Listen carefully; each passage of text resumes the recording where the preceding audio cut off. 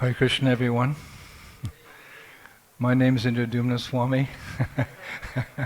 I'm your servant, Dasosmi.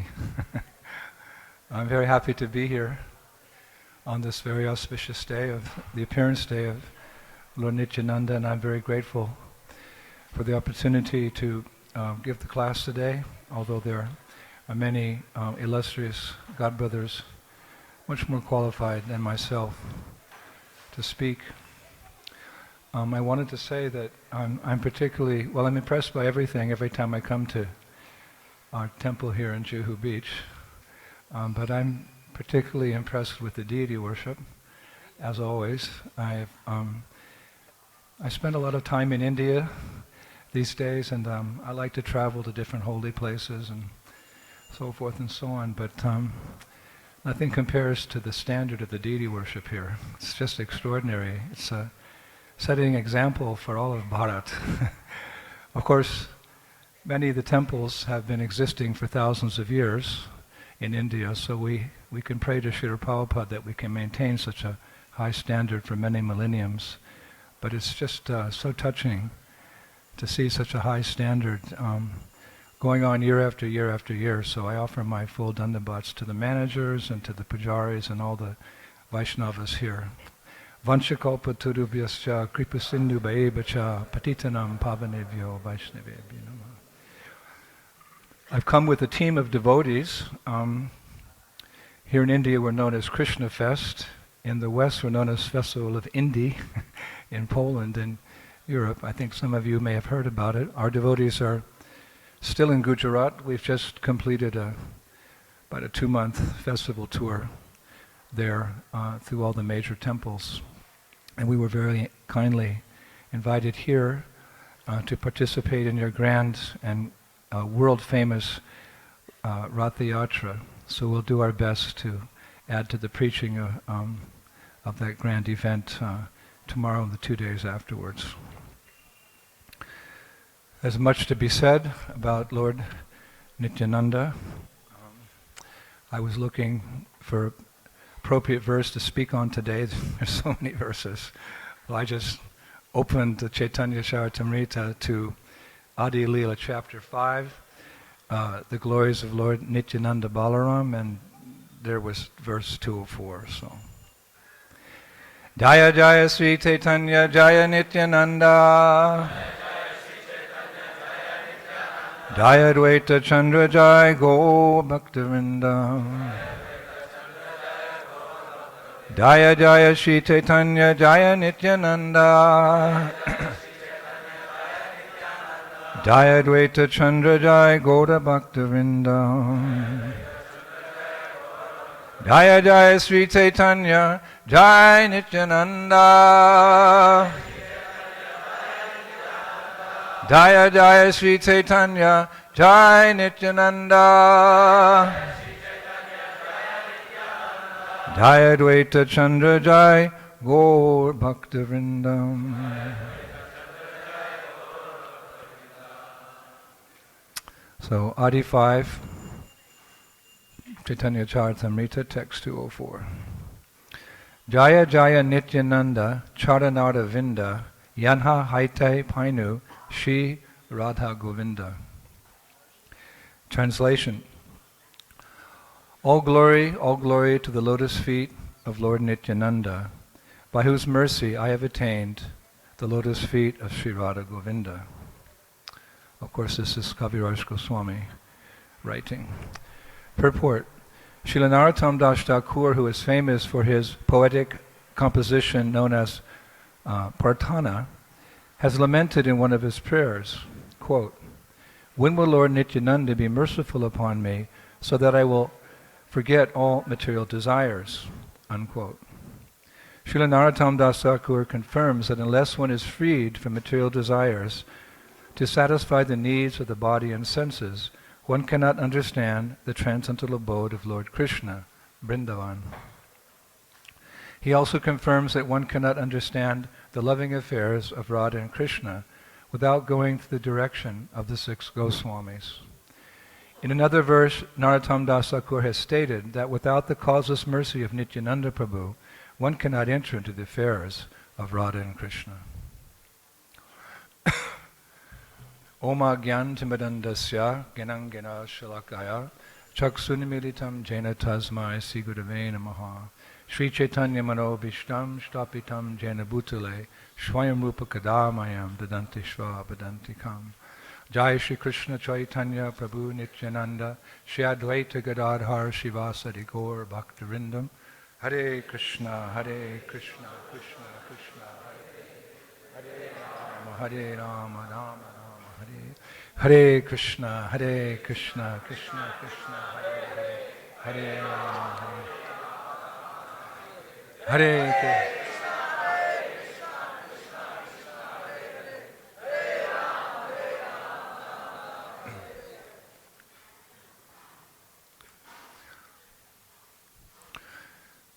So in this verse of Chaitanya Charitamrita, spoken so eloquently by Krishnadas Kaviraj Goswami, with a beautiful purport by our beloved spiritual master, Srila Prabhupada, we hear of some of the unlimited glories of Lord Nityananda.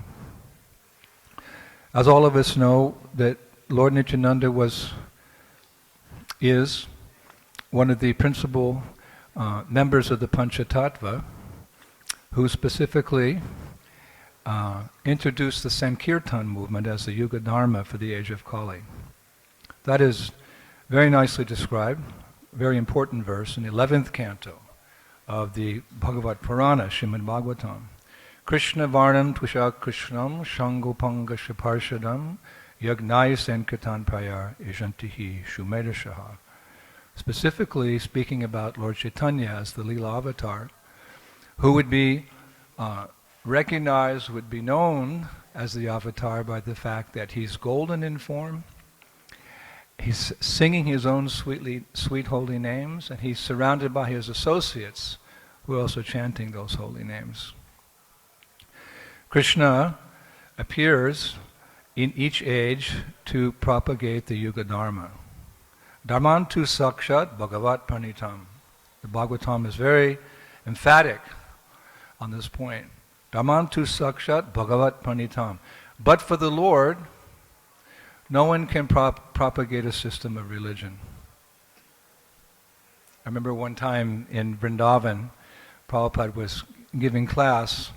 I think the verse was Ete chamsa kolo pumsha krishnashtu bhagavan swayam indriya vyakalam mukam yuge yuge.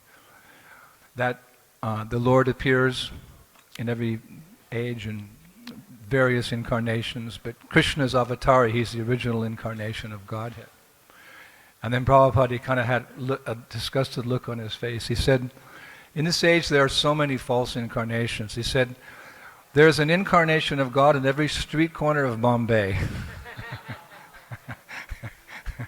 It's become, at that time it was the God business. I don't think it's so prominent now, but in those days it was very prominent. There were so many so-called incarnations. So Prabhupada used to quote, Dharmantu Sakshat Bhagavat Pranitam. But for the Lord, Swayam Bhagavan Krishna, Avatari, who is the source of all avatars, no one can establish a system of religion. And in each age there's a particular process applicable for the people of that age. So he's famous as Triyuga Avatar. He comes in the Satya Yuga, he introduces the process of meditation. He comes in the Treta Yuga, he gives us the process of Agnihotra, the fire sacrifice. He comes in his original form as Krishna in the Dwapara Yuga, introduces the process of worshipping the Lord in the temple.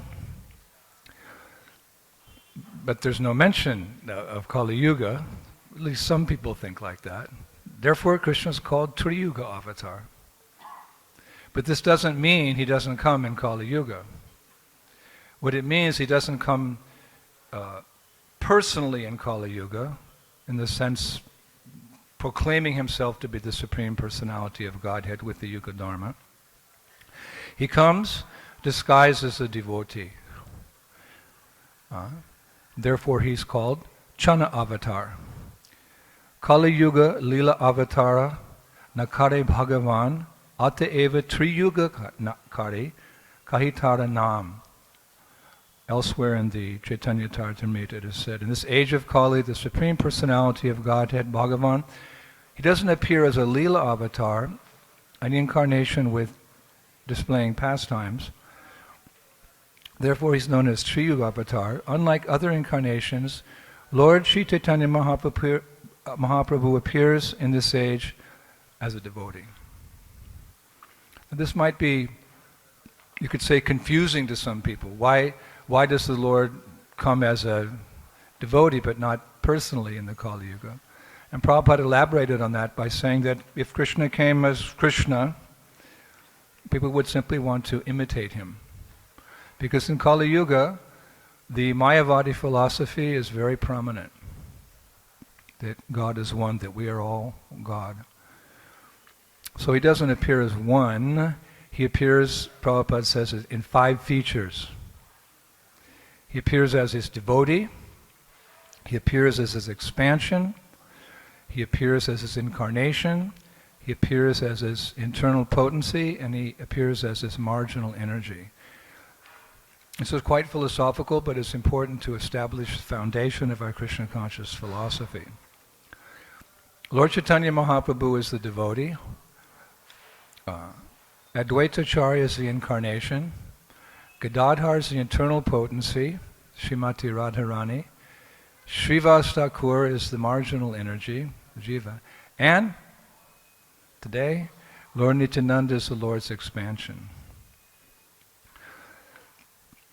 It's only natural that Lord Nityananda is the Lord's expansion because in Krishna Lila, he's also the Lord's expansion. You may think back to Lord Balaram's appearance day some months ago, and I'm sure the speaker mentioned that. Krishna is the original personality of Godhead, and from him are coming so many expansions. And Balaram, he's the first expansion. And when Krishna appears in Kali Yuga as Chaitanya, Balaram appears as Nitai. They're always together. Brajendra Nandana Ye Sachi Sutta Hoilo Se Balaram Hoilo Nitai. Lord Krishna, the Prince of Braja, has appeared as Lord Chaitanya, the son of Sachi Devi. And Lord Balaram, he appears as Nitai. Kaviraj Goswami very poetically describes the appearance of Krishna and Balaram in Kali Yuga as Lord Chaitanya and Lord Nityananda elsewhere in the Chaitanya Charitamrita, a verse that many of the Shlokawalas know. Bande Shri Krishna Chaitanya Nityananda Sahodito Godadhaya Pushpanvanto Chitrasando Tamayunudo.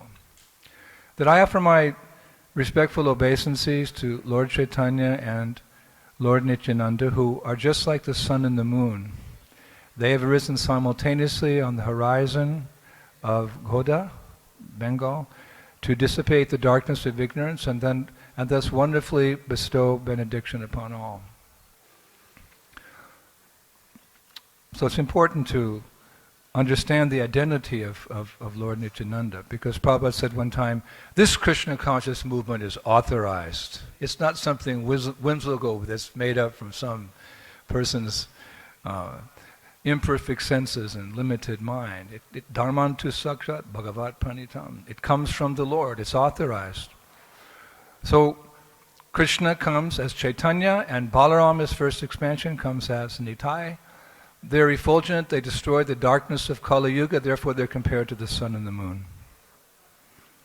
In the spiritual world, Lord Balaram, although he's non-different than Krishna, Prabhupada said one time, the only difference between Krishna and Balaram, and the only difference, is that Krishna is darkish, bluish black like a monsoon cloud, and Balaram is white like the autumn clouds. But although they're identical except for their color, Balaram, he assumes the role of assisting Krishna in his pastimes. Krishna is called Seva and Balarama is called Sevaka. Krishna is to be served by everyone. Nitya Nityanam Chaitanas Chaitanam Ekobahanam Vyovadidati Kamam. Why? Because out of all the eternal living entities, there's only one who's maintaining everybody else, and that's Krishna. So even his expansions are subordinate to him. Even his expansions. Because he's Swayam Bhagavan, he himself has the 6 opulences, and the incarnations, they possess some or a combination of those opulences. They come for particular purposes and display certain opulences for those reasons in the material world. But only Krishna fully manifests the 6 opulences as Krishna, but also as Chaitanya Mahaprabhu. So his expansions are, although they're non-different, they're subordinate. It's a little philosophical, but again. So Balaram, he serves Lord Krishna in various ways. He's very protective as the older brother, kills lots of demons. And Kaviraj Goswami says that Balaram assumes the form of Krishna's shoes, his dress, his ornaments, his umbrella. He also expands as the Dham. Vrindavan's an expansion of Lord Balaram. Mayapur Dham is an expansion, then you could say, of Lord Nityananda.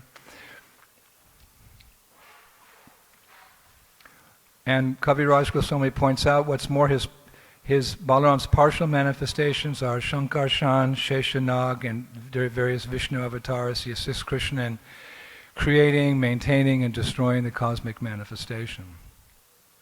So, in the same way that Lord Balaram assists Krishna in his pastimes, Nitai, he assists Lord Chaitanya in his pastimes. But there's a special quality to Lord Nityananda's service to Chaitanya Mahaprabhu that doesn't exist in Balaram's service to Krishna in his pastimes. And what could that be? Krishna in his pastimes here on the earth enjoys pleasure pastimes of love with his devotees, but when he comes 5,000 years ago, he mainly just displays them, like you're going to see in a few days at our Krishna Fest. We display the pastimes of Krishna 5,000 years ago in a very extraordinary way. Extraordinaire, we say in French. One person came to our festival program and said, "This is as good as Cirque du Soleil." I don't know, you know Cirque du Soleil? It's that circus that travels around the world with trapeze artists and the best of the world. Cirque du Soleil. I've gone several times to get some ideas for our festival tour. It's an extravaganza. It's the greatest show on earth. So the person said, your Krishna Fest, it's like Cirque du Soleil. I said, well, thanks for the comment, but we're not like anywhere professional as that. She said, no, it's better because it has a spiritual theme to it. With all due respect to Cirque du Soleil, they're very professional. They're flipping, they're singing, they're everything.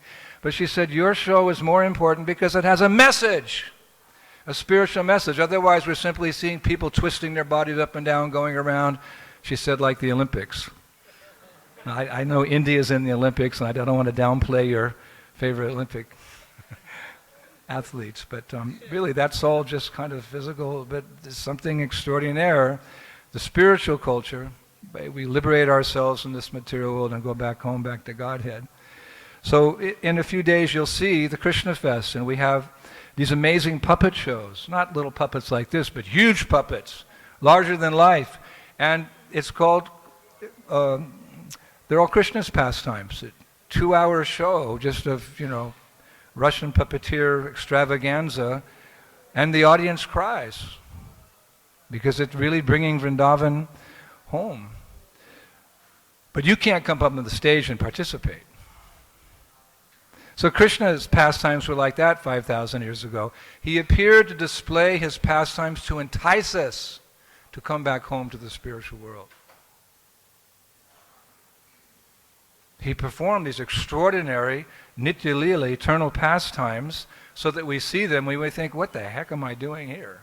I should join Krishna in his pastimes in the spiritual world, like Narottam Das Thakur says.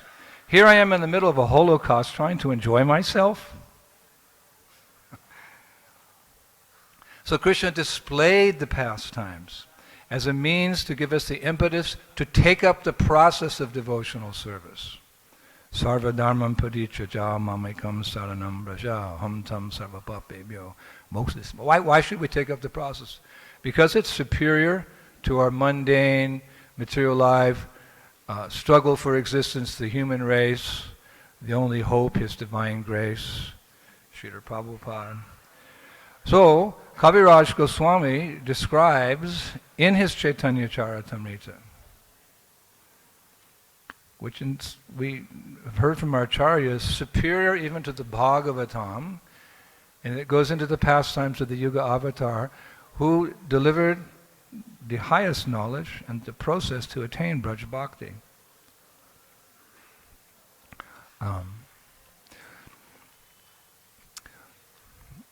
That 5,000 years ago, when Krishna wound up his pastimes in this world and went back to the spiritual world, after some time he was lamenting. Oh, I went to the material world and I displayed my loving pastimes, but I did not allow the inhabitants of the earthly planet, the material, to participate in those pastimes. So I will come again as the Yuga Avatar in Kali Yuga, and I will engage the conditioned souls in my pastimes, and then they will really get the Parnam Drishta Nivartante. They'll get the higher taste. They won't just be looking, they'll also be part of the pastimes. What? What is our qualification? No qualification. Only the mercy of the Lord that we could be in his pastimes in our present conditioned state. And this was much to the wonder of Rupa Goswami. Namo Mahabhadanaya Krishna Prem Padayate Krishnaya Krishna Chaitanya Namne Guru Tushe Namaha. You, Lord Chaitanya, you're the most merciful incarnation because you come with the highest message of Godhead. You reveal to us the 5 rasas of intimate, loving relationships with Krishna in Goloka Vrindavan beyond the Aishvarya Bhava Vaikuntha, where the Lord is worshipped as Narayan in great awe and reverence. In Goloka, you can approach him as servant, or as your child, or as your friend, or as your lover. You're delivering the topmost message to what? The most fallen people.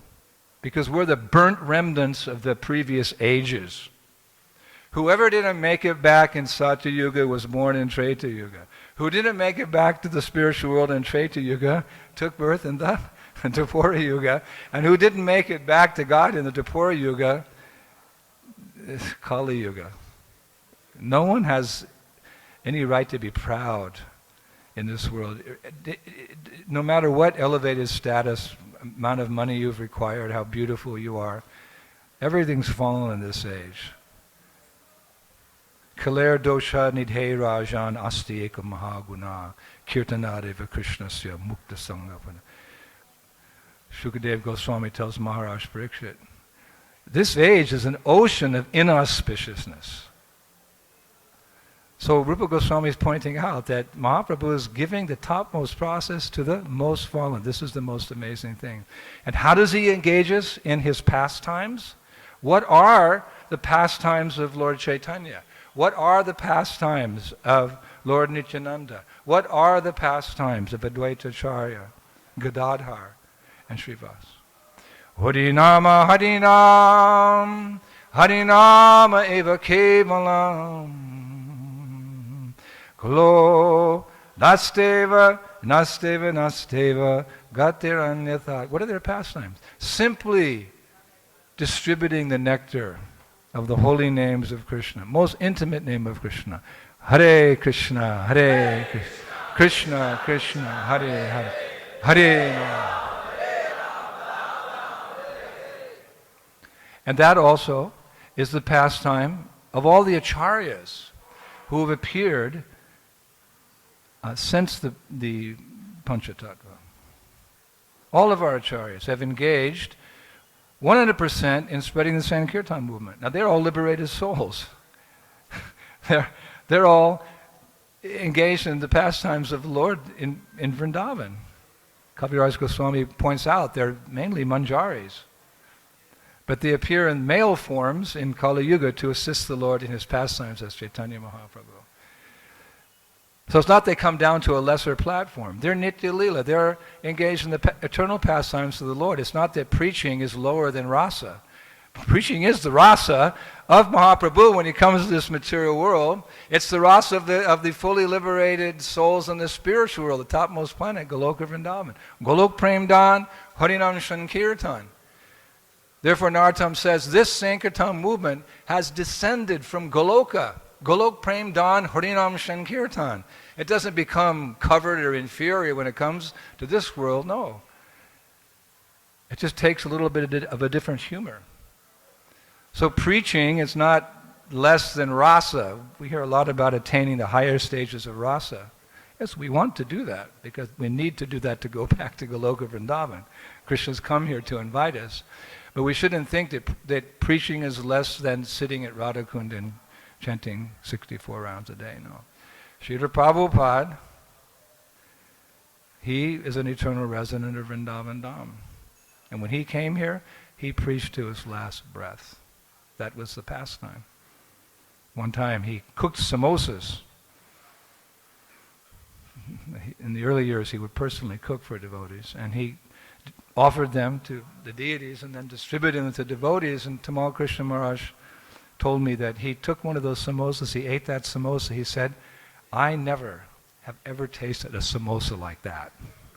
So I asked Prabhupada, where did you get that recipe? You know, you can find good recipes in Jamuna's cookbook and Adiraja's Hare Krishna cookbook, you know. So where did you get? Prabhupada said, he said very nonchalantly, oh, that's Mother Yashoda's recipe. So Tamal Krishna Maharaj was like, excuse me? And Prabhupada just went back to his japa. So an intimate look into Prabhupada's life. Sometimes, you know, Jesus said, my cup runneth over with love. Sometimes these things just come. One time, Bhavananda told me recently that Prabhupada was very sick. And he went, you know, when you're sick, you become very pale and grayish, weak. Prabhupada recovered his health. And then Bhavananda walked into the room and Prabhupada said, now I am healthy. He said, I have gained back my color. He said, this is my color in the spiritual sky, reddish gold. So Bhavananda went, excuse me? Prabhupada didn't say. So Bhavananda went, got a nectar of devotion, started looking through to find out what personality in Vrindavan has the skin that's reddish gold. Like that. So the pastimes of the Lord and the pastimes of the pure devotees, that when they come to this world, that this is the pastime.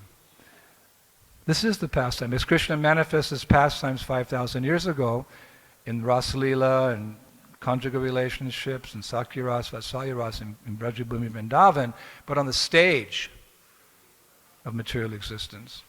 When he comes in Kali Yuga, he comes right into the thick of it, right down on the corner of Fifth Avenue in New York, you know, the Champs-Élysées and in Paris and Rome. These pastimes are taking place, and he invites all the conditioned souls to come and chant in there, so we get to participate in the pastime. All glories to Sri Krishna Sankirtan. Of course, we're not liberated, but at all. But by engaging in those pastimes, Cheto Darpana Marjanam.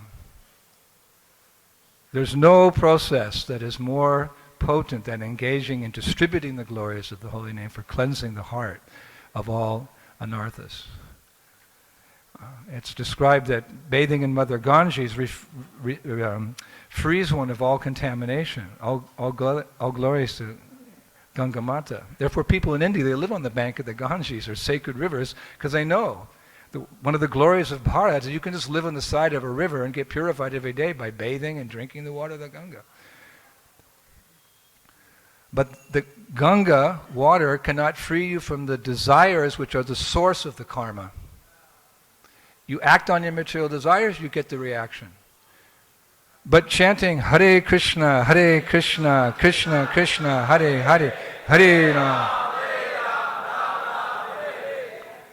This is described by Haridas Thakur, Namacharya, who fully knows the glories of the holy name. All the material desires, all the karmic reactions go. What's more, the material desires are uprooted and thrown to a distant place. They won't bother you, too far away. Goodbye. And what's more, he said these things, this is something nice he said, but the real glories of the holy name is that the chanting awakens the prem, the bhav in your heart, in due course of time. Bhaktisiddhanta Saraswati said in one lecture, early 30s, I see no reason why all my disciples cannot go back to Godhead in one lifetime. This is the power of the Mahamantra. So that was the pastimes of the Panchatattva. So in Krishna's pastimes 5,000 years ago, Balaram, who's an embodiment of compassion, mercy, he didn't get the opportunity to spread or to liberate the conditioned souls in the same way as he did as Nitai. We hear from Kaviraj Goswami that during the pastimes of Lord Chaitanya, all the living entities in the universe went back to Godhead. Where were we? I don't know. So potent. So in Krishna Lila, Balaram didn't get that facility. It was mainly a display of the pastimes. But in Gaura Lila, Lord Chaitanya breaks open the storehouse of love of Godhead, and Lord Nityananda is the chief distributor of that mercy.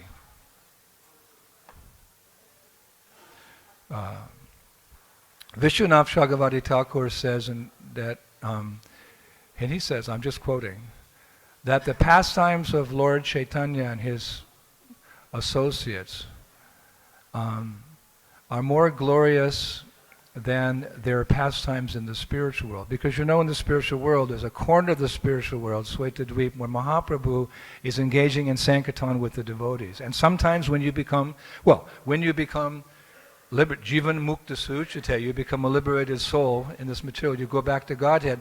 Some devotees go to the Vrindavan pastimes and some go to the Navadvip pastimes. And I read Vishwanath Chakravarti Thakur said some devotees are in both.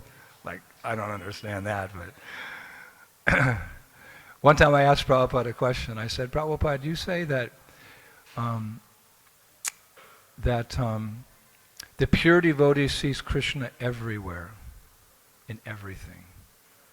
Therefore, he's always associating with the Lord. But then we read we hear from the Shikshastra compares, the devotee is praying that he's feeling separation from Krishna, so much so that a moment seems like 12 years or more.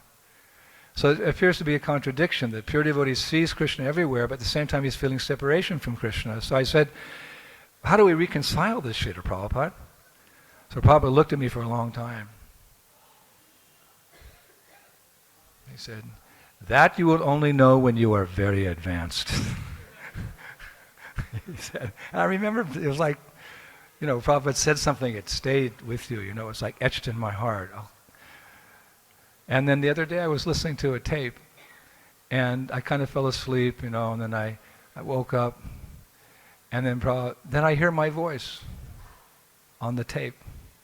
Srila Prabhupada, you said that the pure devotee sees Krishna everywhere, but at the same time Lord Chaitanya says that he's feeling separation.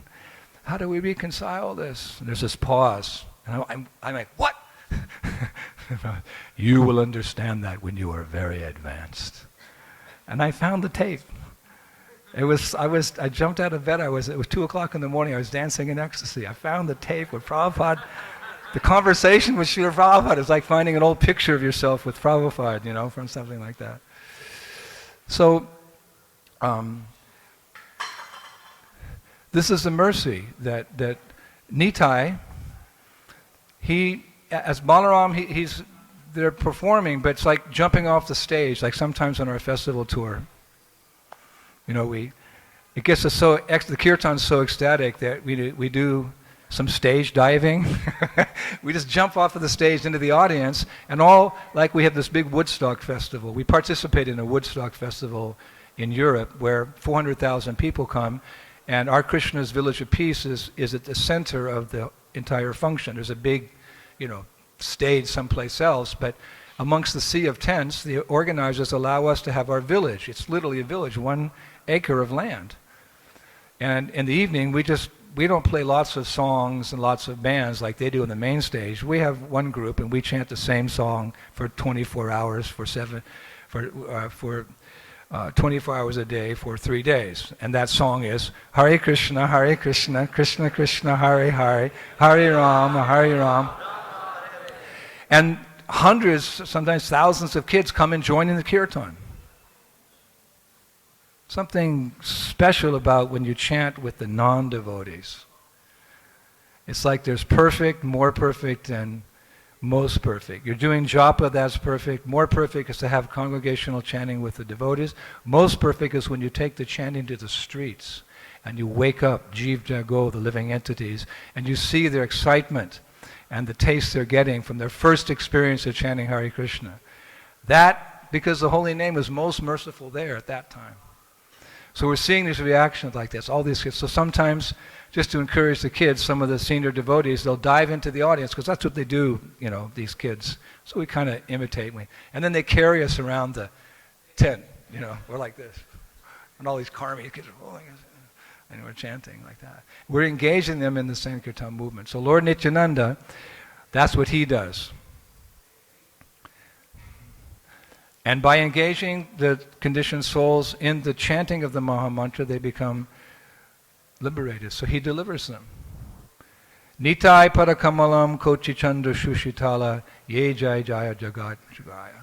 The lotus feet of Lord Nityananda are like the cool moonlight of 1,000,000 moons, under whose shelter everyone can find relief from the blazing fire of material suffering. So he's a very special incarnation.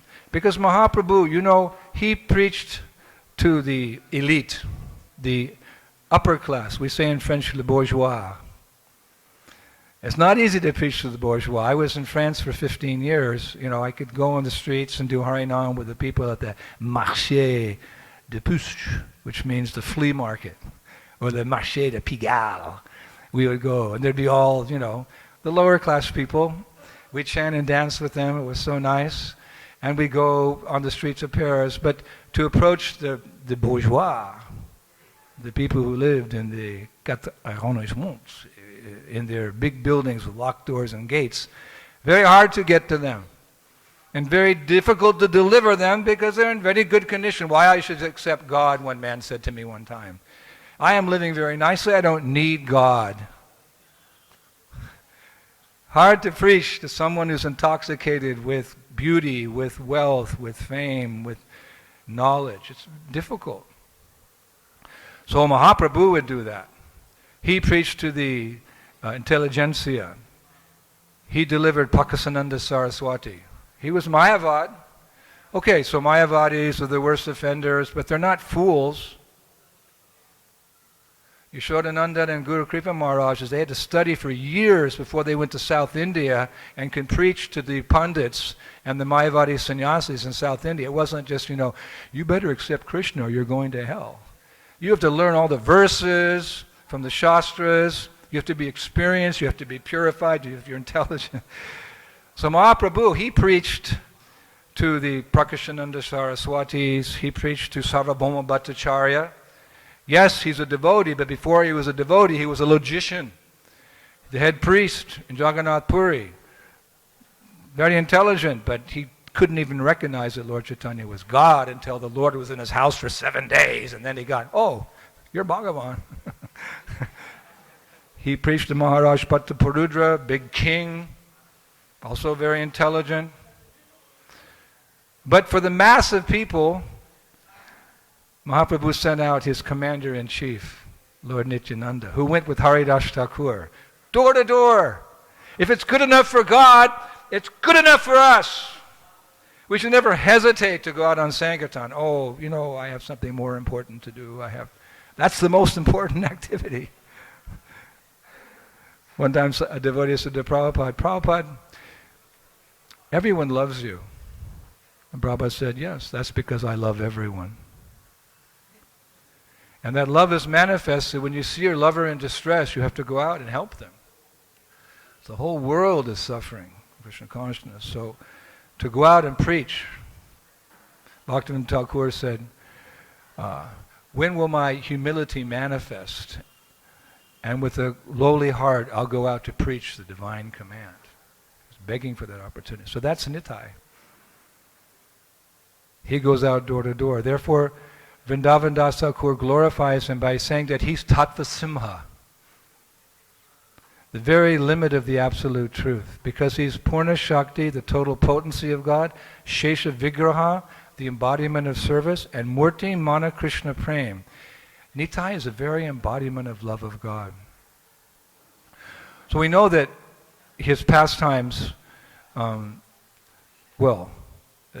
began at a very early age, because Krishna says, one who understands the transcendental nature of my appearance and activities never takes birth again in this material world. So when the Lord appears as something extraordinary, and he appeared as the son of Hadai Pandit and Mother Padmavati in the village of Ekachakra in the year 1473 by the calculation of our Christian calendar.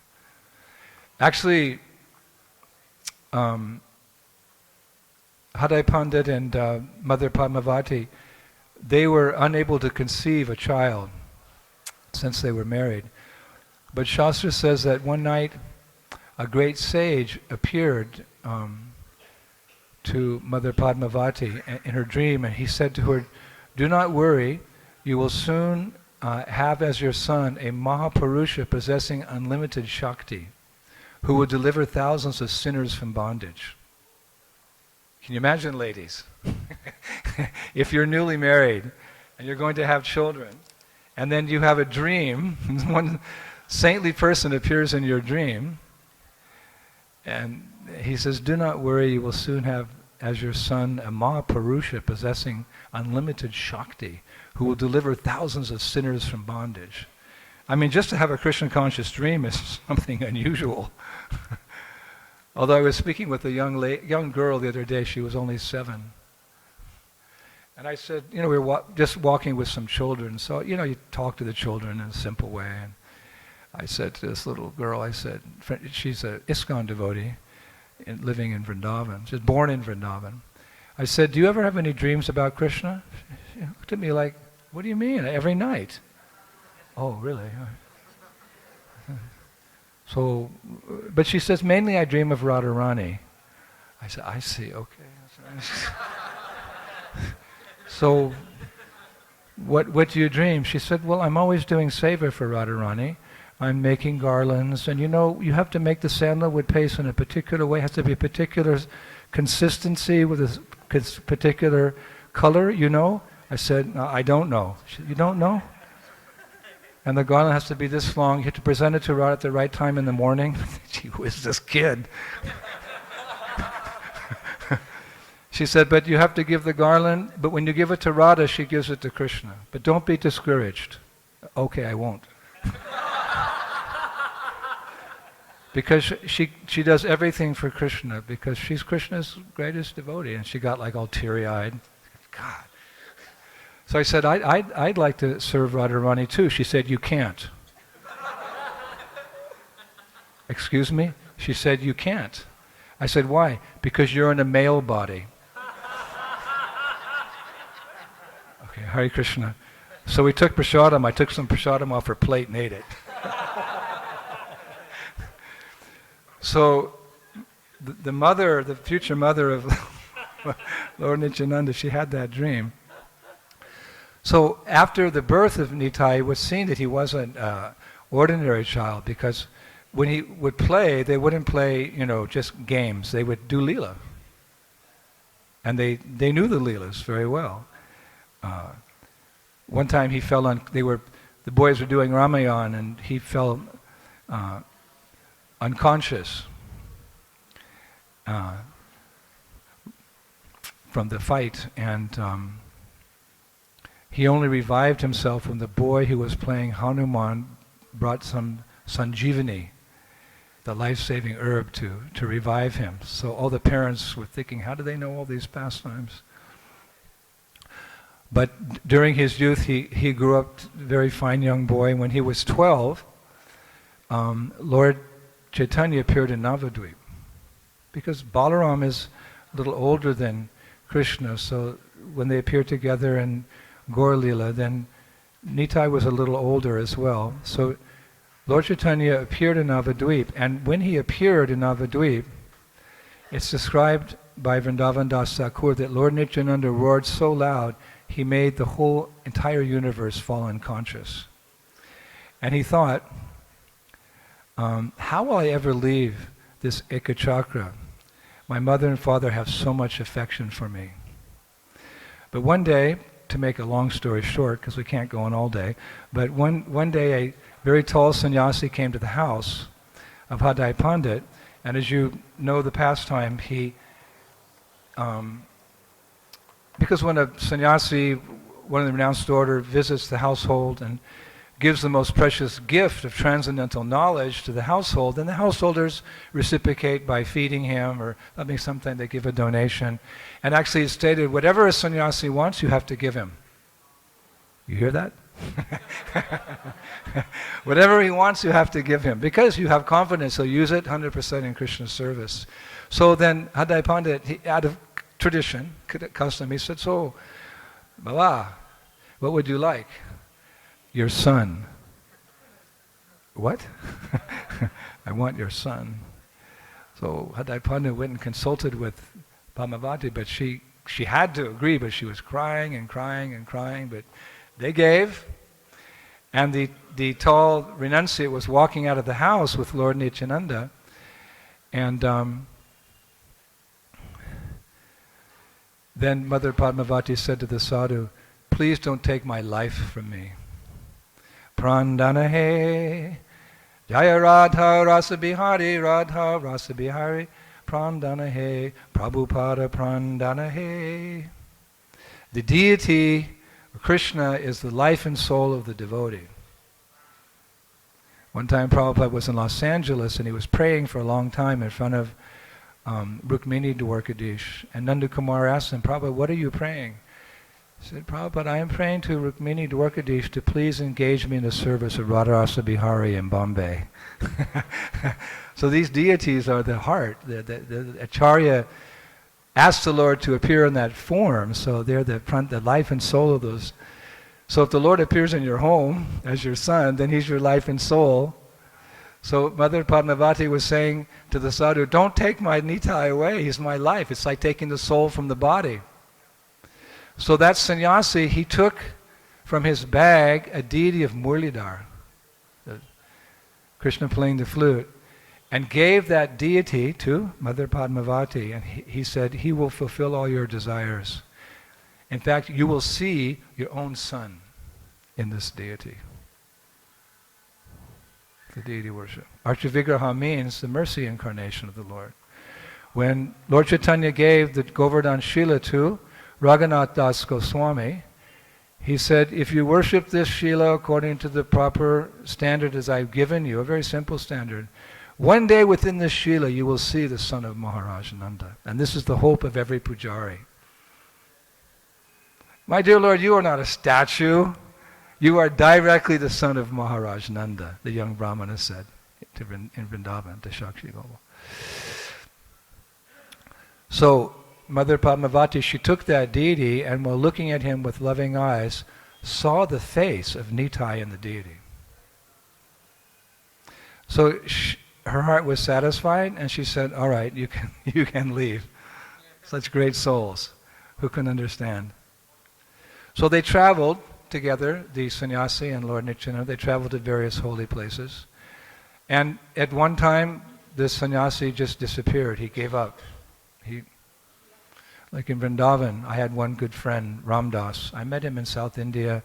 He was a some kind of smarta brahmana, but he came in contact with Mahaprabhu's movement, became convinced and retired to Vrindavan. And every year, I met him in 71, and in the early 90s, I would come to see him every year, and one day I came to his ashram and he wasn't there. So I said to the sadhus, "Where is he?"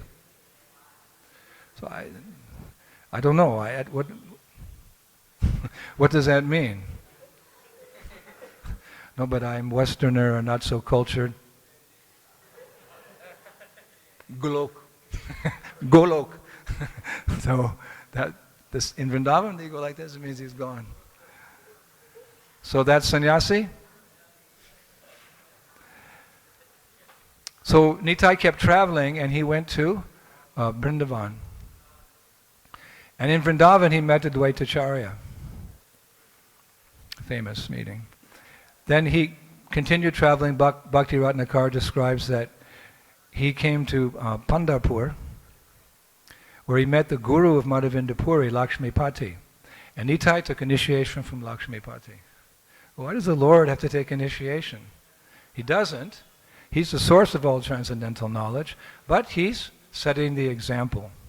Even Lord Chaitanya, he took initiation from Ishwarapuri.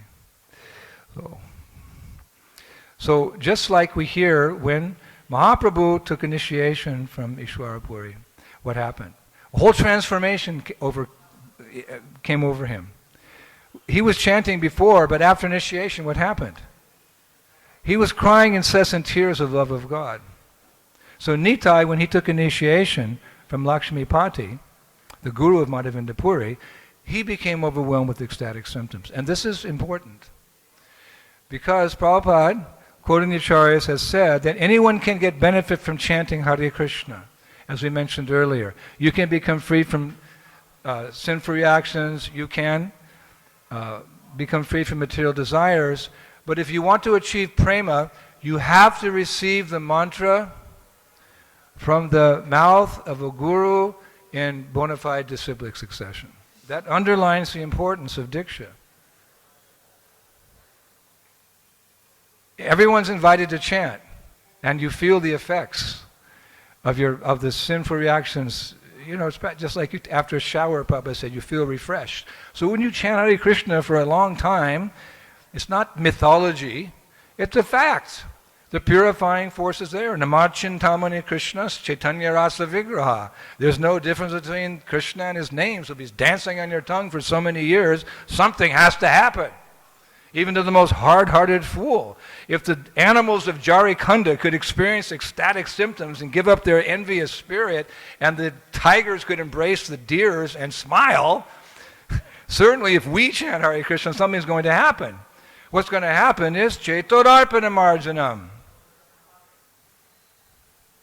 But the prem will only come if you follow the example of the Acharyas, even the Lord himself.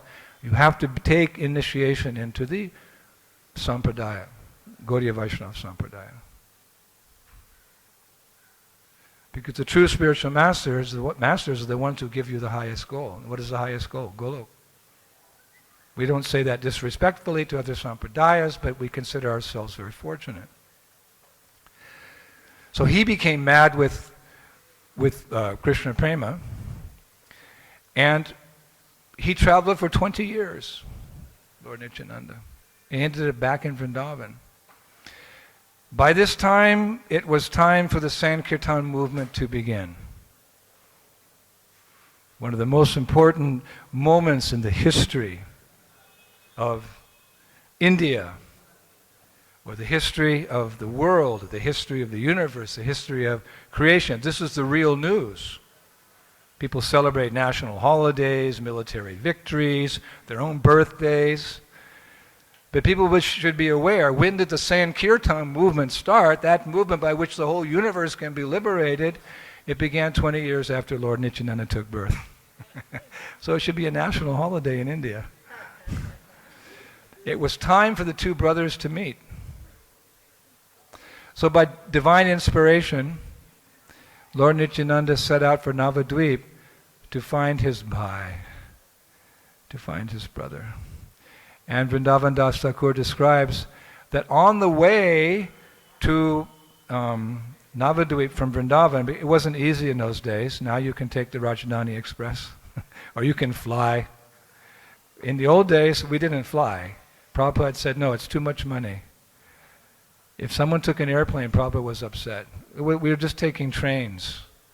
Things have changed so much, I remember. Prabhupada, I was there, and Prabhupada said, why you've taken aeroplane?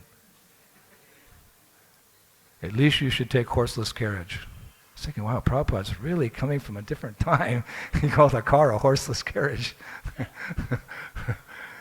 Like this. So, but then trains, we were taking trains like this.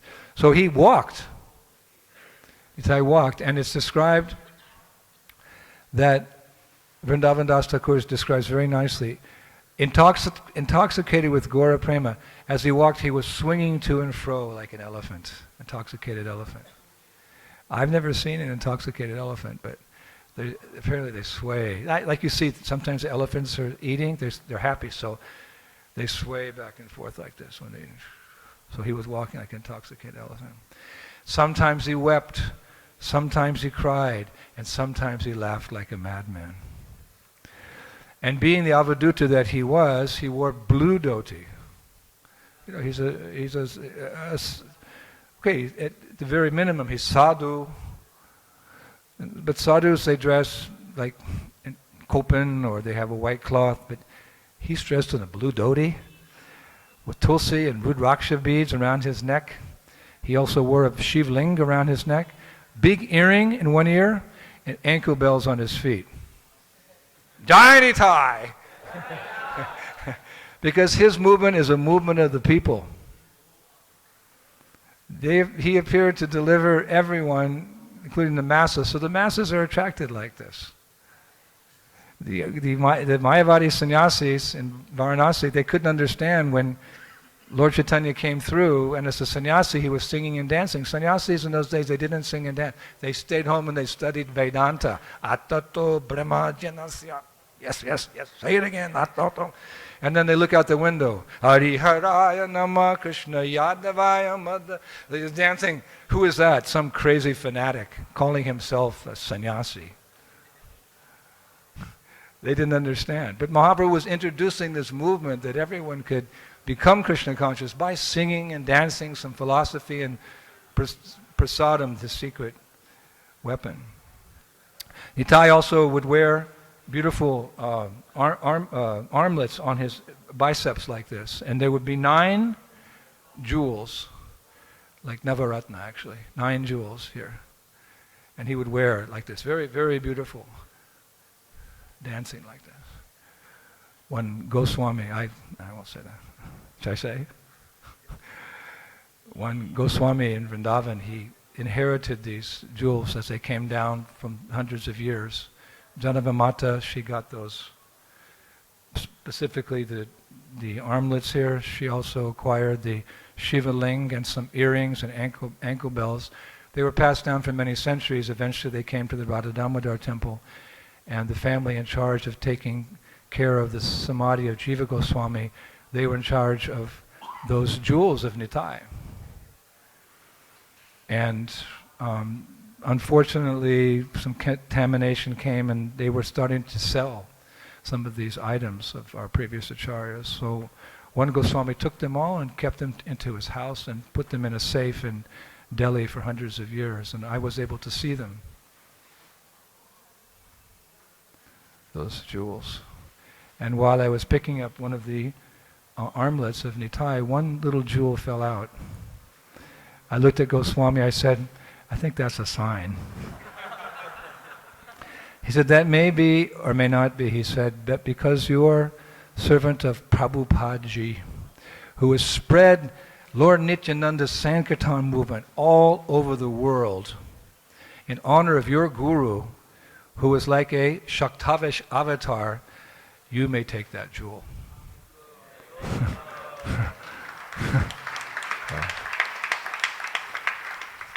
But he said, keep it confidential.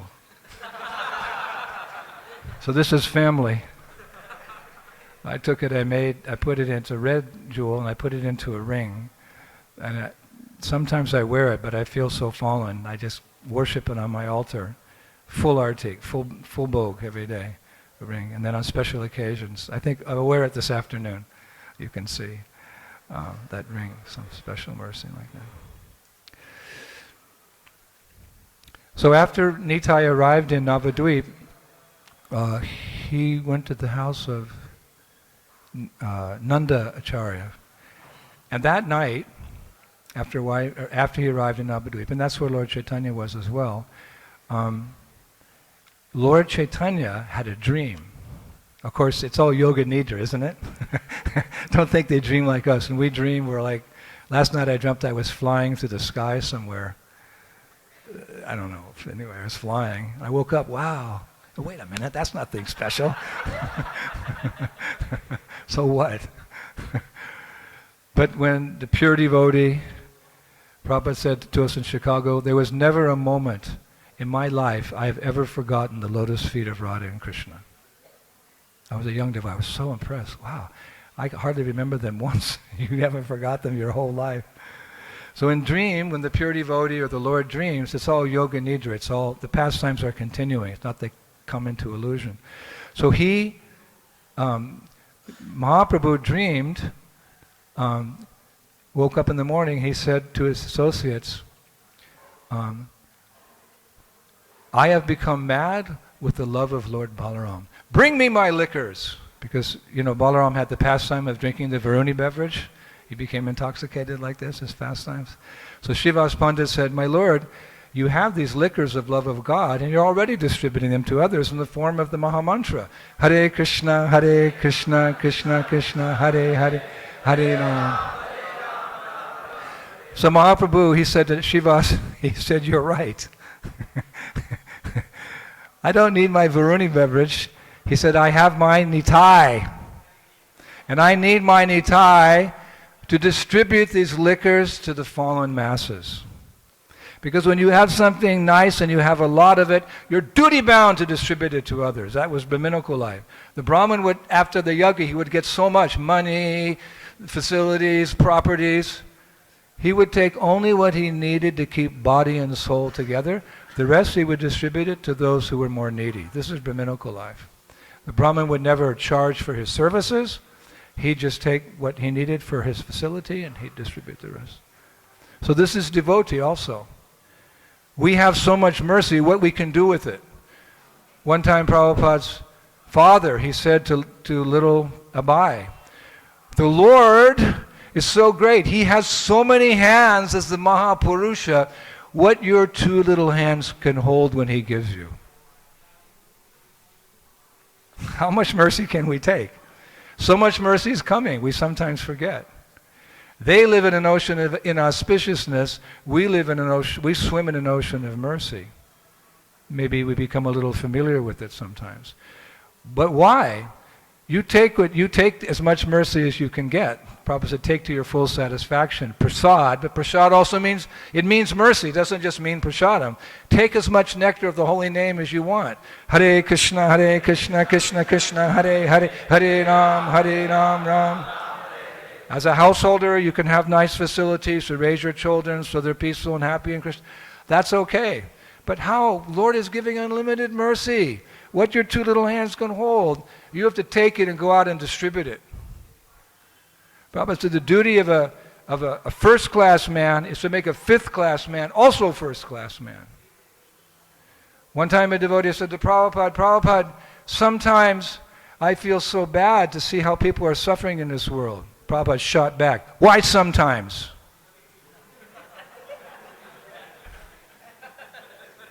That devotee told me the next hour he was out on the street distributing books. This is a preaching mission. This is the heart of ISKCON, because this was the heart of Prabhupada, because it was the heart of Nitai, it was the heart of Chaitanya Mahaprabhu, was the heart of Radha and Krishna. Why are they coming here? To deliver the conditioned soul. They're inviting us in this age to participate. Our greatest fortune is we can go out on the streets, which is really, you could say, our real temple in Kali Yuga. That's our real temple because that's where we feel closest to Lord. Sometimes, having done some years of Sankirtan on the streets, when I smell the fumes of cars, I think, that's nice. Someone said to me the other day, "What do you mean, Maharaj? Close the window." I said, "No, leave the window. Let the fumes." We were here in Mumbai. The black smoke was coming in from the three-wheelers. "What? You're crazy?" "No, it reminds me of Sankirtan on the Champs-Élysées in Paris in 1975. You go into the country, it's very nice. You drive into a smoggy city with all kinds of buildings, masses of people. This is ecstasy.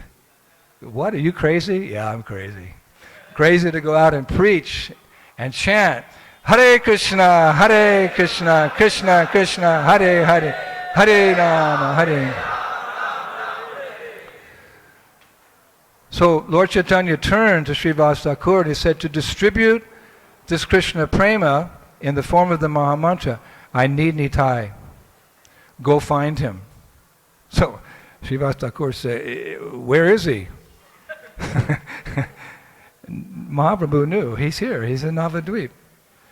So Haridas Thakur and Srivas Pandit together, they went looking for Nitai everywhere. And then all, Navadvip, knocking on the doors, have you seen Nitai? No, have you seen Nitai? No. But Vrindavan Das Thakur says in the Chaitanya Bhagavat, Bada Goda Nityananda Tattva E Avatare Chaitanya Dikaya Jare Se Dekiti Pare. He alone can see him who Lord Chaitanya shows. In other words, you can't see Krishna unless Krishna wants to reveal himself to you. That's the whole science of Krishna consciousness. Somebody, bring me God, I'll only believe if I can see him. What is your qualification for seeing him? You have to purify the heart. You have to track the Lord with devotional service. I can be understood as I am only through the process of devotional service. And when one is in full consciousness of me by such service, he can enter the kingdom of God. It's by this service that we attract the attention of the Lord. So, Bada Goda Nityananda Tattva E Avatare Chaitanya Dikaya Jare Se Dekiti Pare. He alone can see him who Lord Chaitanya reveals. So, Srivas and Thakur Haridas, they came back empty-handed. Just the pastime. So then Mahaprabhu smiled. He said, follow me. Yes, we will follow you back, Mahaprabhu. We will follow you back home, back to Godhead. And they went to the house of Nanda Acharya.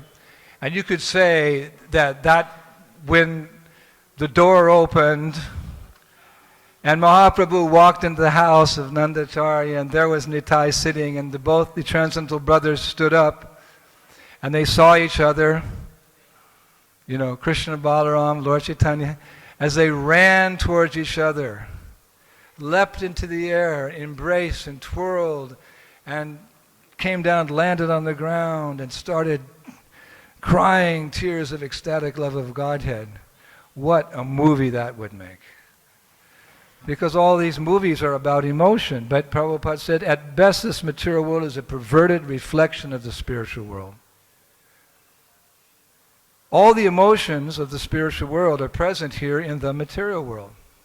Because we're jivas, we are sentient beings, we have spiritual bodies, we have spiritual desires, we have spiritual emotions. So we don't lose them. We're eternally spirit souls. But the emotions become perverted. Like sometimes the air goes through the rose field, it smells very nice. Sometimes the air goes through the stool field. It smells very bad.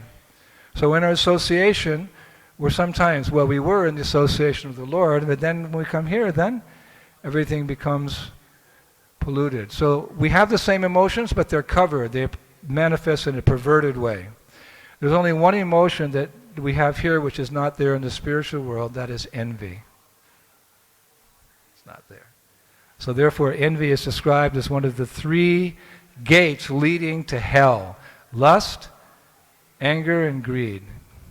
Greed's like envy. So like that, we have to be very careful. So what we see in the Lord's pastimes and why we have to hear the Leelas and read the Shastra is to understand what is the real emotion, the real rasa.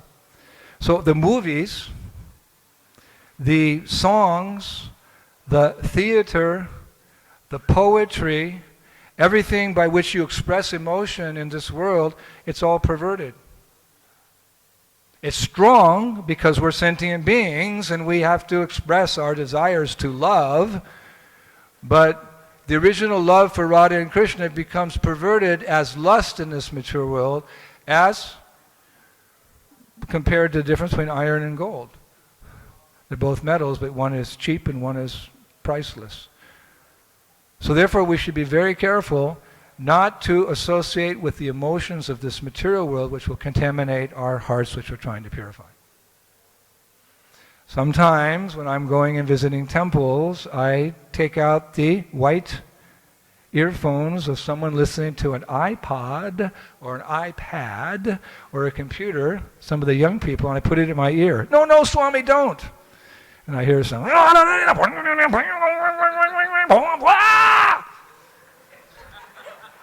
Why are you listening to that?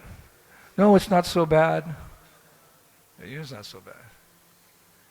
Sadhu Sangha, Sarva Shashta Koi, Lover Matta, Sadhu Sangha, Sarva Siddhi Hoy. If even one moment association with a pure-hearted devotee can begin you on the path to perfection, then shouldn't it also hold true that one moment of association with someone who's absorbed in the mundane material energy, that can also be a cause of fall down? Oh yes, Swamiji, I will.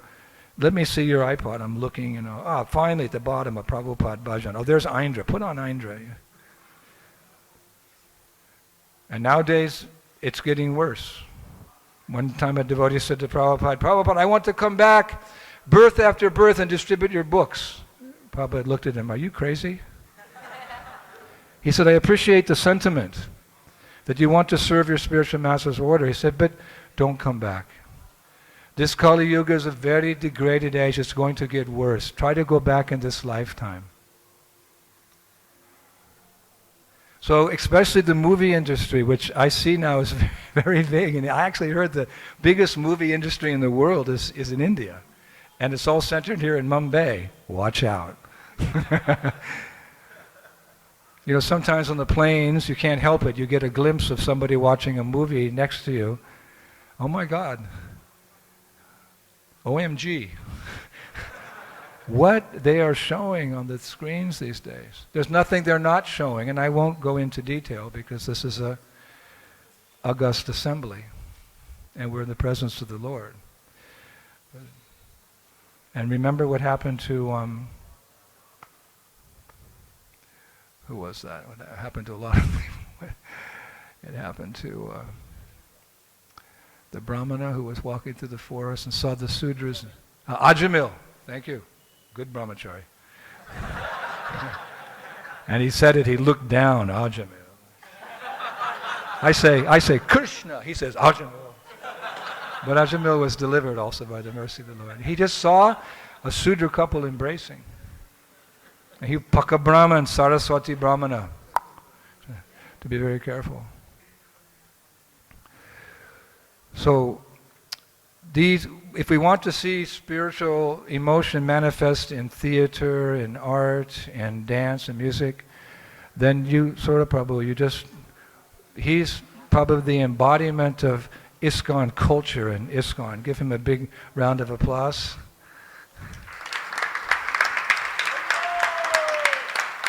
Like Prabhupada said at one time, he said, Tripurari is the incarnation of book distribution. He's the incarnation of culture in ISKCON. He knows how important that's to everybody.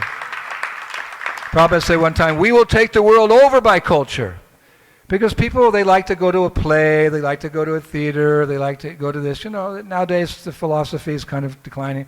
To go to a theater, a music, dance, like that. So we have the topmost culture in the world. And it's purely Krishna conscious. So we should do it so well that people don't want to go to the mundane movie, they don't want to go to the mundane theater, they want to go to the mundane dance, the katha. They want to go to ISKCON and see the highest culture manifest in these cultural activities. It's so important. Presenting Krishna consciousness through culture. Of course, that's what I do, so I'm kind of harping on it also, following in his footsteps. But you'll see at our festival program, it's all culture. And I give a class on Bhagavad Gita, but it's not like, what do they call it, Sapta? Bhagavad Sapta. It's not like that. Nowadays, a mass of people, Bhagavad Sapta, They're waiting for the prasadam at the end. But Krishna conscious ISKCON can present it in such a way where it makes it very attractive. We've tried to refine it in our program. We make it, there's a little tinge of Western influence in there because even Indian people are very much becoming Westernized. Rudyard Kipling said, "East is east and west, and never the twain shall meet." I'm sorry, Mr. Kipling, we have proved you wrong. In International Society for Krishna Consciousness, we have perfectly blended a little bit of the Western with the Eastern culture, made it attractive. So in Gujarat, we had 10,000 people for every program. At the end, a standing applause. Jai Shri Krishna, Jai Shri Krishna. Many people came. Wow, I didn't know my culture was so beautiful. I'm going to start reading Bhagavad Gita and chanting Hare Krishna, Krishna Krishna, Hare Hare Rama. So this would make a great movie. I believe there are some devotees working now on the Ramayana or Mahabharata.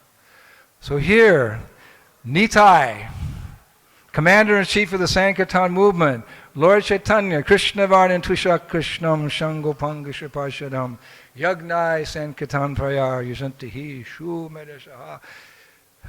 The two brothers are meeting to begin the chanting of the holy names. Hare Krishna, Krishna Krishna, Hare Hare, Hare Rama. Mahaprabhu said, I searched the whole world over, but could not find you. Now I have found the very thief who has stolen my heart. Now I will never let you go, Nitai. So he sent Nitai out on practical door-to-door preaching with Haridas Thakur. Haridas Thakur was a little older, and Lord Nityananda was younger, but very handsome, tall, charismatic, beautiful, being the Lord, nicely dressed, as I mentioned. And sometimes it's described that they would knock on the door, and Nitai would say, please, accept the mercy of Chaitanya Mahaprabhu, chant the Hare Krishna Maha Mantra, and go back to Godhead. The people would say, no, we are not interested. We are not interested in these things. Well, we want. So Lord Nityananda, he would push the door open, he would get on the ground, he'd roll around the house, breaking all the furniture, everything crashing, boom, boom, down. He said, I will not stop until you chant Hare Krishna. So the whole household, Hare Krishna, Krishna Krishna, Hare Hare, Hare Ram, Hare Ram. And once you chant, you're captured. That's what happens. That's why Prabhupada wanted us to chant, even though Agyat Sukriti means you may hear the mantra, you may not agree, but you heard and the poison has entered the heart. One time we were on Sankirtan in Paris, and Prabhupada was visiting the temple at that time. We would come back every night and give a report.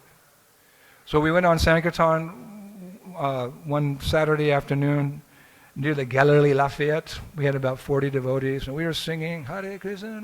Hare. We didn't have microphones in those days, or accordions, or bugles, or we just, And people were passing by, and devotees were giving out invitations to come see Prabhupada and doing some books. And one lady, I was leading the kirtan with the clay drum. She came and she stood just right here in front of me. Nicely dressed lady. And she stuck her tongue out, which is quite offensive. I'm not going to even show you how she did it, but in your mind. And she closed her eyes, and she took her fingers and put them in her ear. Something like that. Like 20 minutes. So, I try not to look at her, I'm thinking, gee. So eventually she went away. She took an invitation, she tore it up. We came back to the temple, and Prabhupada called me to his room. He said, so Indradyumna, how was the Harinam today? Well, I was tired, I had a little flu, and I wasn't feeling very well. I should have, we should always, I should have been positive in front of Prabhupada, because I said, Prabhupada, it wasn't easy. And he looked at me and he took his fist, he slammed on the table. I thought the marble was going to break. When did I ever say preaching was easy? Tell me. And I froze. Tell me, when did I ever say that preaching was easy? This This is the material world. These are conditioned souls. It's not easy. Do you understand? Yes, Prabhupada? So sometimes now, many years later I'm preaching and it's not easy. I just tolerate. One time Prabhupada slapped me on the back. I brought his luggage upstairs. It's a long story, but I was very tired and paid obeisances in front of him, and then wham, he slapped me on the back very hard. I thought he was angry. Nanda Kumar, his servant, was there, so then I stood up and Prabhupada left to go get his massage. I said, what happened? He said, Prabhupada slapped you on the back. I said, yeah, I know. I said, what did he say? He said, so much endeavor in this material world, but when I take you back to Godhead, everything will be easy and sublime.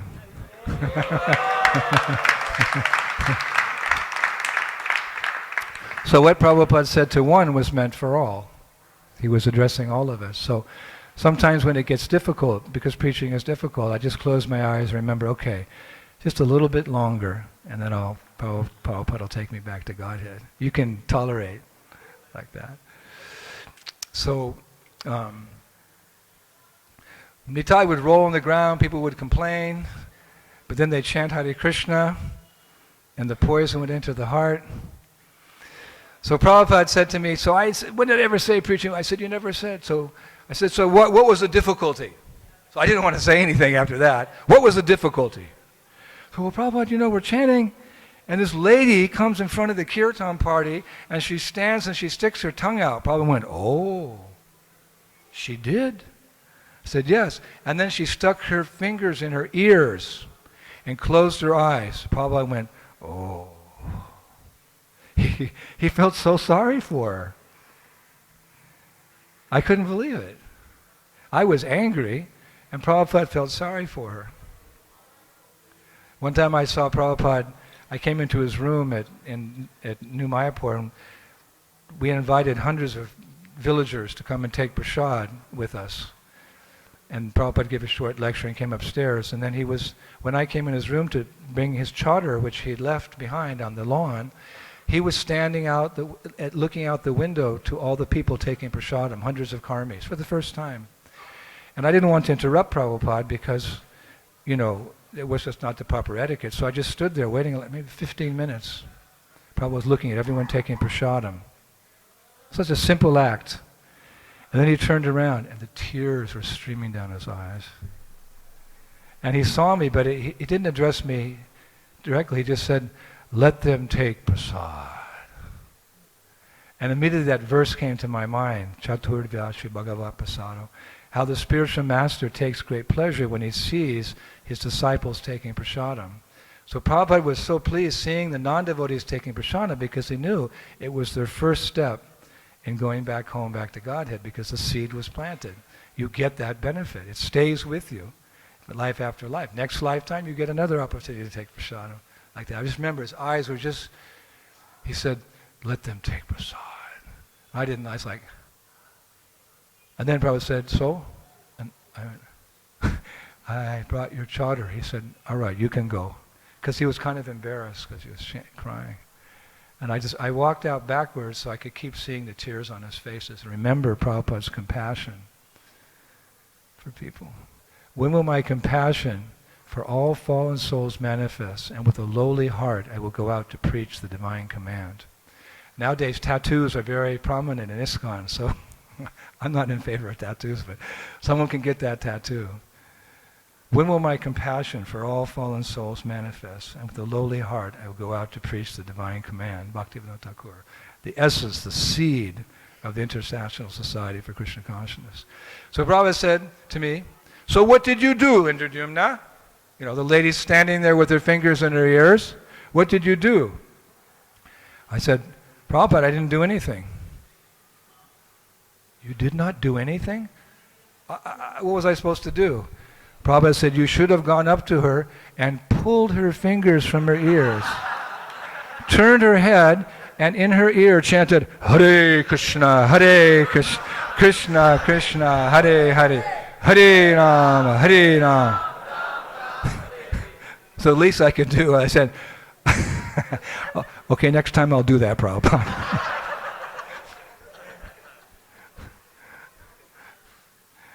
It didn't happen again. So in this way, Nitai would get people to chant. One time Prabhupada told us, tax your brains how to spread this Sankirtan movement. That verse, that shloka, well, it's from the mouth of Prabhupada, it's not different than a shloka. We were in Gujarat and devotees were discussing how to, get more people to come to the festivals, as if we didn't have enough. So one of our devotees, I think Jayatam came up with the idea, or Nandini? Subhuti Roy, the person in charge of our theater group. He got the idea that we would get camels with, they have the wagon behind the camel, and we would put all our actors dressed up in their various performing costumes, and we would put them on 3 or 4 camels on those carts, and with the instruments we'd chant through the town. I thought, wow, that's really crazy. Camel kirtan? And we did it, and we doubled the attendance. Because people thought, wow, look at that. The Hare Krishnas have invented something really, Because camels are usually taking, the bricks and this and that, and that the Hare Krishnas are using the camels. I looked at the camels, looked like the camels were dancing in ecstasy, I know. And giving out invitations, and all the while just chanting, like that. And it was easier because it was hot, and we didn't have to walk, and it worked. So tax your brain. So Nitai's method, don't necessarily think we have to employ this nowadays. He would go to the house, he'd roll on the ground, break all the furniture until people chanted Hare Krishna. And sometimes, because he was Balaram, he'd be in ecstasy. When the young girls would come to the door with their fathers, he would look at them and say, would you like to dance with me? Because he saw them as gopis. Balaram has his set of gopis like Krishna. And Haridas Thakur would get so upset. He said, you can't talk like that to the young girls. We're not going to understand. You have to, every house, would you like to dance? Rasalila. So Haridas Thakur would come back and he'd complain to Lord Chaitanya that Nitai uses these most novel ways for spreading the Sankirtan movement. And actually we see that our acharyas were in the same mood. Because what Lord Chaitanya did, Bhaktivinoda Thakur, he innovated. He started, Bhakti Vriksha programs, and he wrote books in English and so forth. And Bhakti Siddhanta Saraswati, he would dress like the English and wear leather shoes and invite them. And Prabhupada initiated the girls, gave them Gayatri Mantra. They're doing the puja on the altar, and sent them out on Sankirtan and said the girls are doing as good as the boys. He was very fatherly, so as a sannyasi to his spiritual daughters. So like this, Prabhupada said that the acharya, he must be able to preach according to time, place, and circumstance. So sometimes he has to be a little innovative. And that we can do with the medium of culture. We can be a little innovative in order to get the message through. So it all comes from Nitai. So, sometimes they'd be traveling along the road, and Nitai, intoxicated by love of God, he'd jump into the Ganges and he'd chase the crocodiles. He'd get on top of a crocodile and said, I am riding a bull, I am Shiva. Sometimes they'd go past the houses where all the cowherd people would keep their yogurt. He'd break in and steal all the yogurt. And of course, we know the pastime of delivering Jagai and Madhai. But do remember that Jagai and Madhai, they weren't just comical characters like we do at our Sunday feast. How many times, I don't know, maybe today there's a play that's prepared. Jagai and Madhai, we get, the vice president of the temple and the head cook, and, they play, and, Jagai and Madhai, it's kind of comical. Everyone laughed. No. They were dacoits. They were of the worst. They were born in Brahmin families, but they were of the worst character. They were mafioso. And it was nothing for them to kill people who didn't fulfill their desires. So that when Mahaprabhu came finally, because Madhai hit Nitai, we have to at least briefly mention the pastime. He hit Nitai on the head with a pot. and the blood was flowing. So that was too much for Chaitanya Mahaprabhu, so he brought the Sudarshan. He was about to employ it. And Nitai intervened on our behalf. If we identify with someone, we should identify more with Jagai and Madhai than Jai and Vijay. Oh yes, I am devotee, so many years, I am chanting Hare Krishna. You should offer some respect. Wait a minute, you just came off the street by cosmic time a few seconds ago. We should never consider ourselves better than the non-devotees. We consider ourselves more fortunate than them. Because we should not let pride come into our hearts, because the most outstanding quality of a Vaishnava is their humility. So, Nitai intervened on our behalf because we're aspiring devotees. Of course, some of you are more than aspiring. You're already great devotees. But our mood should be that I'm an aspiring devotee. I heard in Chicago a devotee say to Prabhupada, Prabhupada, you are the greatest devotee. And Prabhupada bowed his head and he blushed. I was sitting right next to him. He said, I'm not devotee. He said, I'm trying to become a devotee. He said, a Vaishnava is a very exalted thing. So on our behalf, Nitai intervened and he said, Mahaprabhu, if you kill them, because they are very sinful, you'll have to kill everyone in Kali Yuga. Because in Kali Yuga, even if you want to be good, you're forced to be bad by bad association, which is all pervading now because of technology. You don't want to hear what somebody's playing on their iPod. You just walk into the supermarket, you hear the same thing. You see how people are dressed. I mean, Ajamil had it easy. Now you walk downtown, you say, whoa. So on our behalf, Nitai, he said, no. You are the incarnation of compassion. Please give them your mercy. So on the plea of Nitai,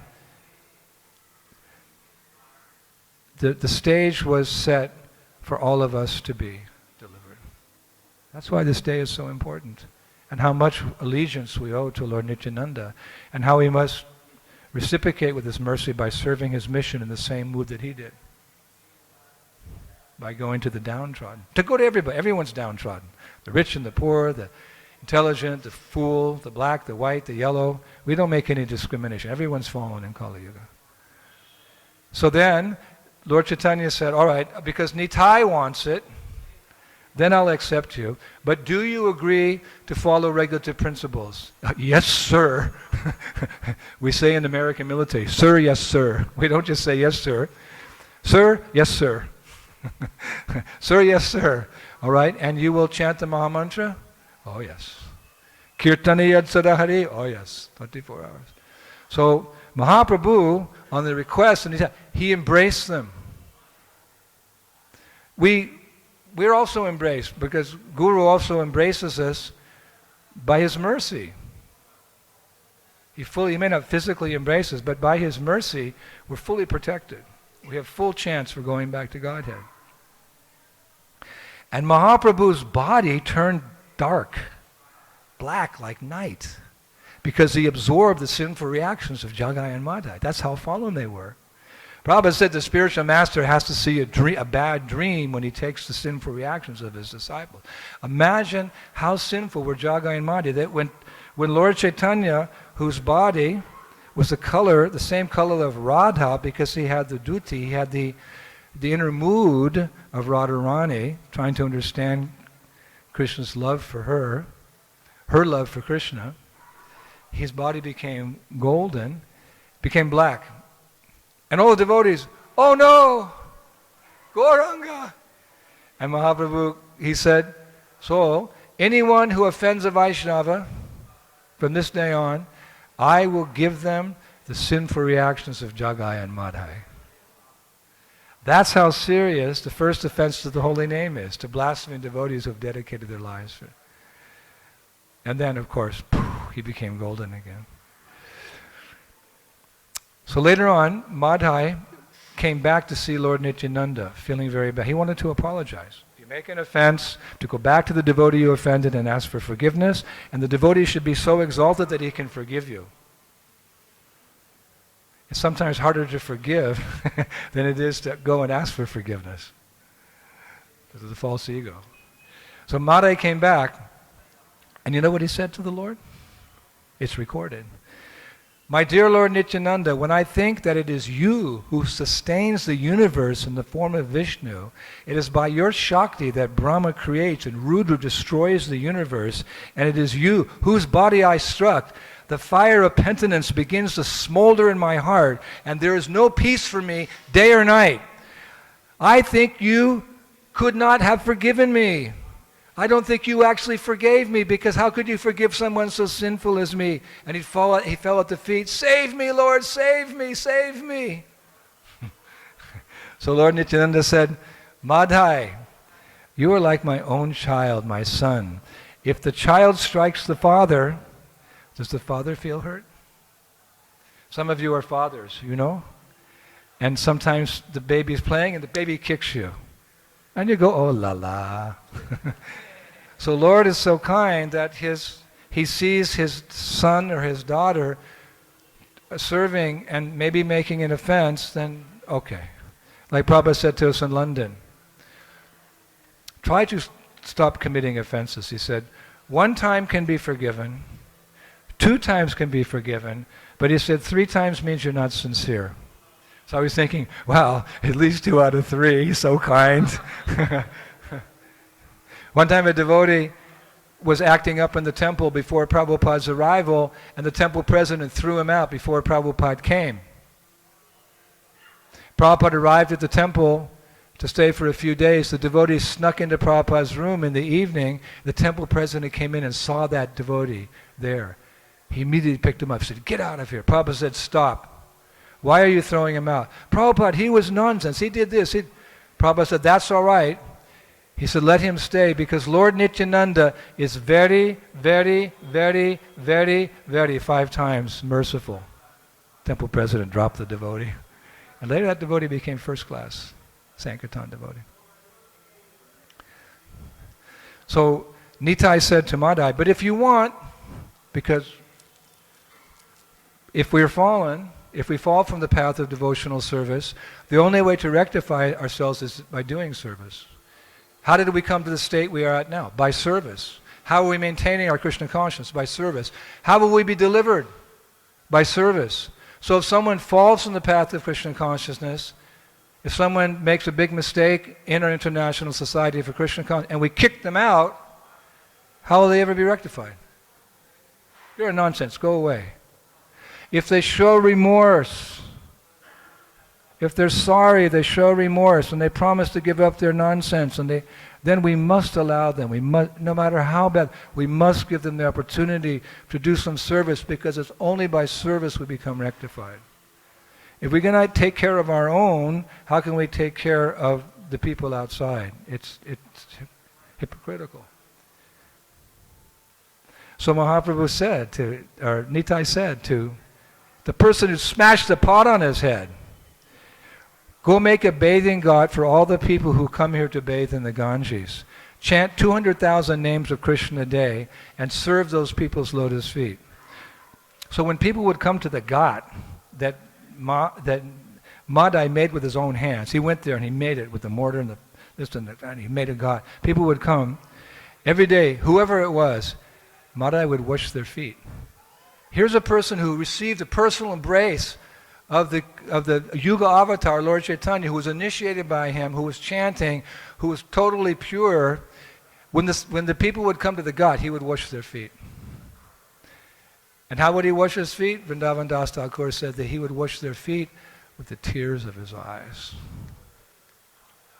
And he would say to them, I have offended the Lord, please forgive me.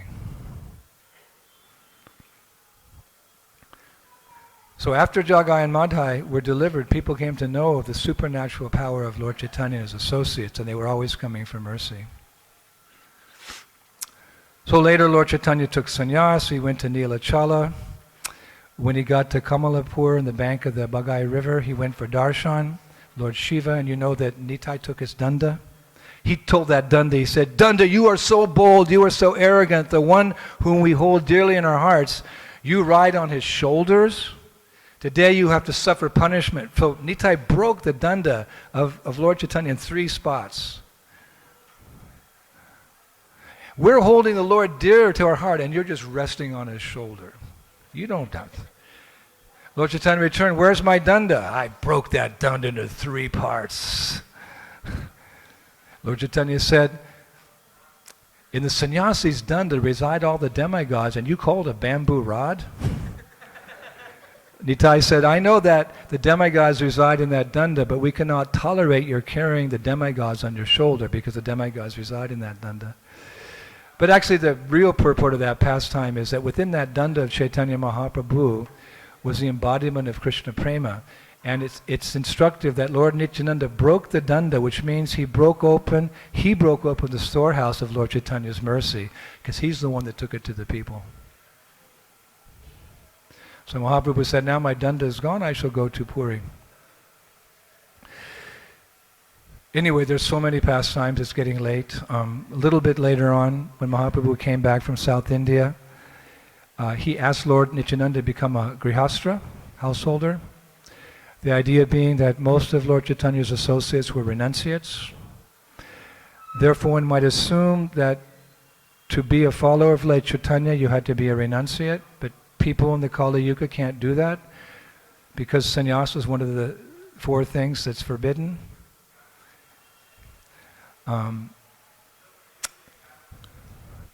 So as Lord Chaitanya became the crest jewel for those in the renounced order of life, his other half, his brother, showed the example for our dear householders in ISKCON, that the wonderful example how to practice Krishna consciousness and make your home a temple and preach in that way. One day Bhaktivinoda Thakur came home. He woke up and he said to his wife, I see my house has been transformed into Vaikuntha. Grihe thako bhani thako. Narottam says, whether one's a tyagi, a renunciate living in the forest, or one's a householder with a palatial home and children, and what he said, if that person has within his heart the burning desire to serve the Sankirtan movement of Lord Chaitanya, I take the feet of that sannyasi, the dust of the feet of that sannyasi, I take the dust of the feet of that householder, and I put it on my head. So we have so many examples to follow, as renunciates and householders. So Nitai was very merciful. He accepted that role as a householder. Of course, he had 2 wives, Vasudha and Janava. And after Gaur Nitai and the Panchatattva went back to Godhead, it was Mother Janava who carried on the Sankirtan movement during the time of Jiva Goswami and Narottam, Srinivas, and Shyamananda. She was the great acharya there. So from all this discussion, all this Leela, we can understand how dear Lord Nityananda was to Chaitanya Mahaprabhu. Chaitanya Charitamrita concludes that Lord Chaitanya Mahaprabhu was always present in 4 places. At Mother Sachi's house, at the kirtan of Srivas Pandit, at the house of Raghava Pandit, and wherever Lord Nityananda was dancing. So all of us dance in the eternal Sankirtan party of Lord Nityananda will be assured of the mercy of Lord Chaitanya. And what more could a person want in this life? One time Prabhupada told Giriraj Swami, he said, if you want the mercy of Radha and Krishna, you have to get the mercy of Lord Chaitanya. You can't get the mercy of Radha and Krishna without getting the mercy of Lord Chaitanya. And he said, if you want the mercy of Lord Chaitanya, you have to get the mercy of Lord Nityananda. And he concluded, and this is very important because today is the day of the appearance of Lord Nityananda, where we specifically pray to that incarnation or that devotee who appeared.